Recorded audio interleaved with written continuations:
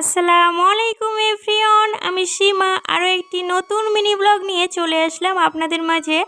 সকাল সকাল আব্বুর জন্য বানিয়েছিলাম 1 গ্লাস হরলিক্স, তার সাথে গরম জল, আর আমাদের জন্য বানিয়ে নিলাম চা।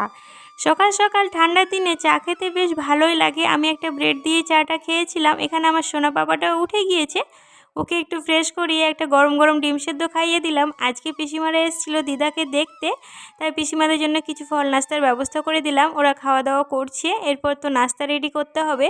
আজকে বানানো হয়েছিল সিময়, তার সাথে আলু ভাজা, লুচি, আর পিসিমারা তো মিষ্টি নিয়ে এসেছিলো। সবাই মিলে ওরা খেতে বসে গিয়েছে। বোন দুটো ছেলেকে খাওয়াচ্ছে, মানে পিস্তুতো বোনের দুটো ছেলে আছে। এদিকে আব্বু বাজার থেকে দিয়ে পাঠিয়ে দিয়েছে মাংস, তার সাথে মাছ। 2 রকমই রান্না হবে। বড় বড় চিকেন ছিল, তার সাথে কিন্তু কাতলা মাছ ছিল। আমি সব কিছু আম্মাকে ধুয়ে একটু রেডি করে দেব, আম্মা রান্নাবান্নাটা কমপ্লিট করে নেবে। এদিকে রান্নাবান্না সব কমপ্লিট হয়ে গিয়েছে, খাওয়া দাওয়া হয়ে গিয়েছে। এরপর ওরা বাড়িও চলে গিয়েছে। রাত্রিবেলায় বোন বলছিল বেগুন ভাজা খাবে, আর গরম গরম বেগুন ভাজা দিয়ে ভাত খেতে কিন্তু দারুণ লাগে।